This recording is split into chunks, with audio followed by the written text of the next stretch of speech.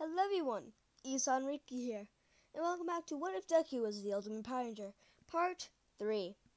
Sorry this took so long. I've been currently making other videos, well, working on them at least. And yeah, that's why it took so long, so don't come at me. I gave you a Rainbow FOB. I pulled a Rainbow FOB, that FOB card from Pokemon TCG that's worth $40, so don't come at me. I was busy doing that video. Yes. Anyway, we're going to start off today where we left last time, when he just got his letter and was accepted into UA with the highest marks of first year. Also, I mispronounced that. It was going to be the highest marks of UA. Because, yeah, he was still holding back a lot. I mean, like, him only using Mighty Morphin and Zeo. That's a lot holding back. Well, unlike the original timeline, they go to UA, not right after they get the letter, but exactly 2 months after they get the letter. So they get an additional 2 months of training before they go into it. I know this is not canon, don't come at me. It's an AU, okay? During these 2 months, Izuka has been Hold up. Where during this 2 months, he has been communicating with Tommy Oliver in that quote-unquote weird place / morphing grid at this point. That's what I'm going to be calling that. Yeah, shocker. Maybe I called it last time, don't know. Been a while. But he's been communicating with Tommy Oliver. And during these 2 months, he's been focusing more on his Zeo. Because he's basically perfected the Mighty Morphin art. So he's been perfecting the Zeo. As well as working on a little bit of Turbo. Totally isn't going to be a plot thread later. No. Well, as well as doing that, he's been fighting more putties along the way. And there's, of course, these beats that keep showing up.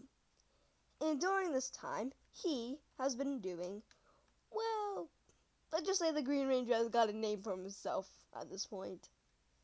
He keeps using the Green Ranger power only for these monsters when he's not at school, so he can still go UA without being,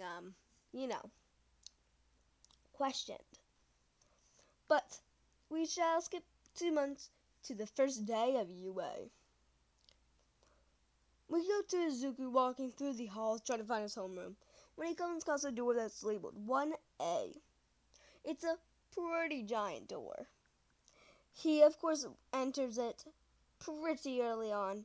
He's like the first one second one there, because Azai was already there, and he notices Aizawa. Of course, no one can hide from a Power Ranger. They're OP. And of course, Aizawa notices he notices him and takes note of it. But Izuku could not really be bothered at this point.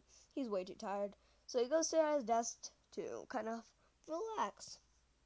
We're going to skip to the time of everyone being there and everyone be rowdy.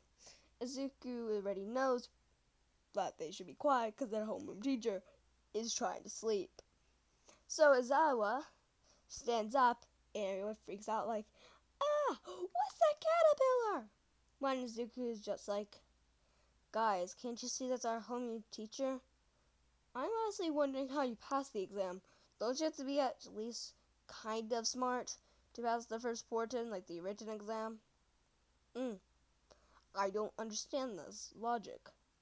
But then again, it's probably just because most of you only got in because you have powerful quirks. Well, anyway, what do you want to tell us, our homeroom teacher? My name is Shoto Aizawa. And yes, I am your homeroom teacher. Put these on.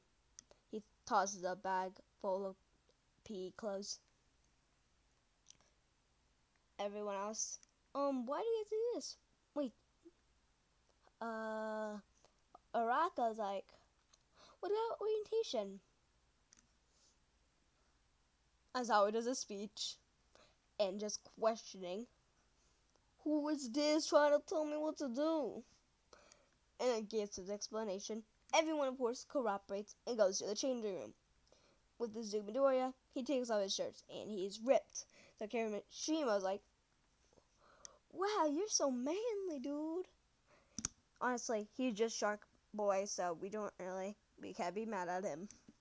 But with that, we go to the outside when Aizawa like, alright, we're going to be doing a test. And, you, points out Izuku, you got the highest score in the test, didn't you? And Izuku's like, yeah, I did.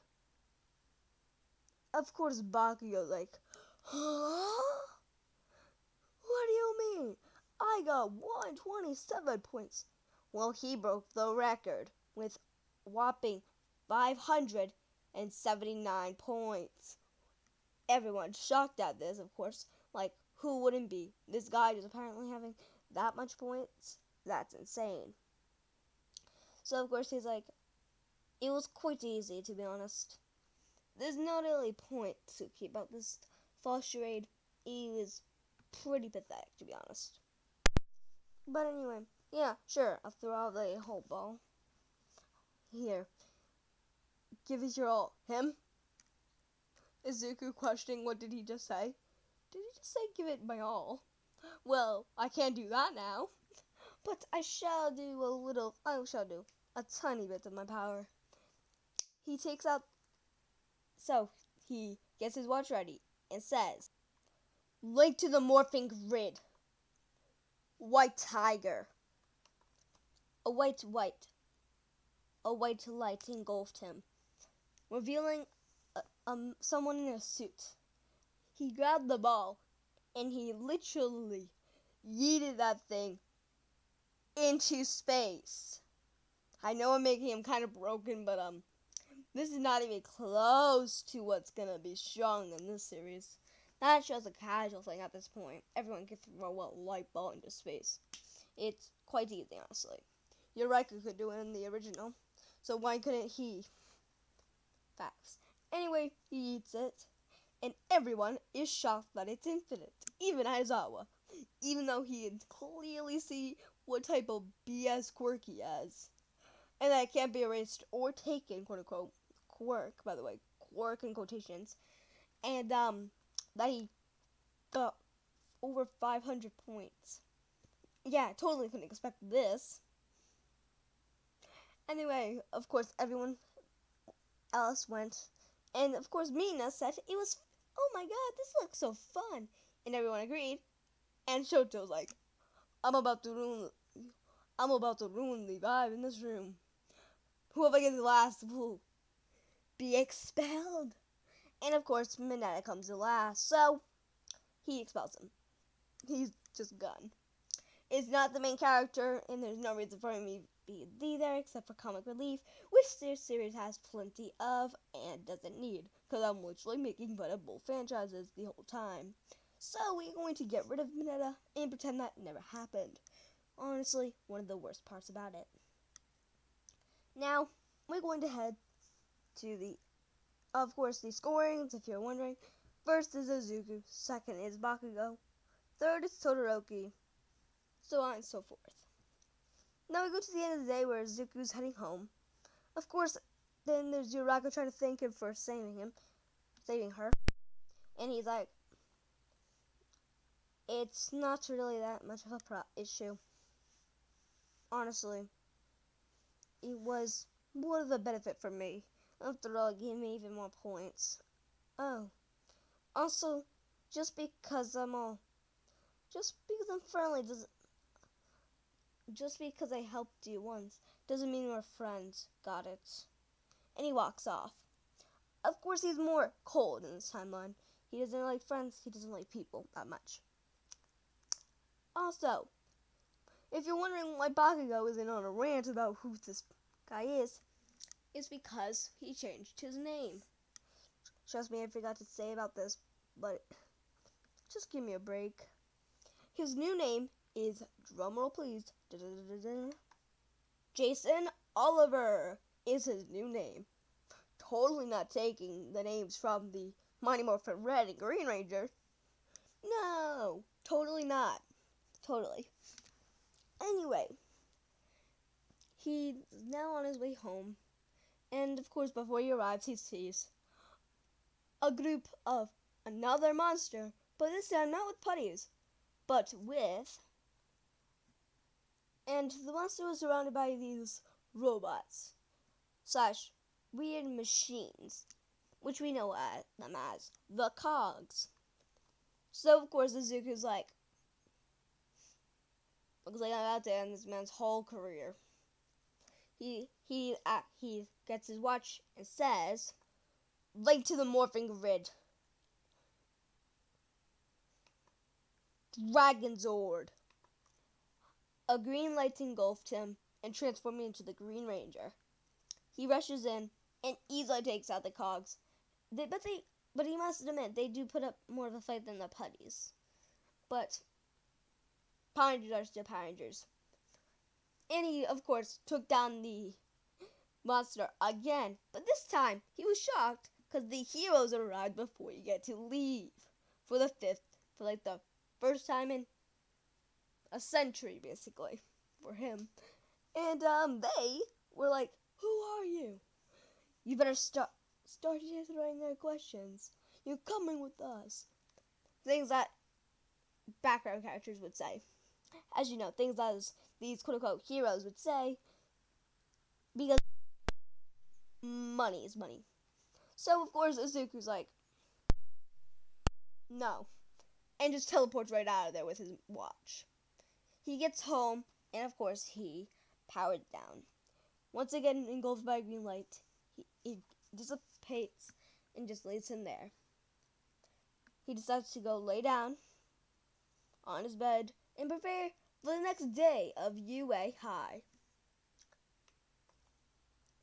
Now we go back to a mysterious throne covered in shadows, where someone is sitting there. And we hear a little conversation, but yet it's very distorted. "I see. So, have you found? You will obey my every order. You got it? It's my lord. Good. Now go. Get out of my sight." Now we go ahead back to America, where we see a golden spirit flying around, looking for the host. It then gets on a way, leading straight to Japan, where the most power is. He then encounters someone, and then decides to make them the host. Now, that's the end of today's episode. Thank you guys very much for watching. Make sure you subscribe, hit the like button, turn on the notifications for the next one. Alright, I got to go work on the next couple of videos, another part of this, and another videos from my other channel. I'm starting to get it back up. Okay, everyone, until next time, bye.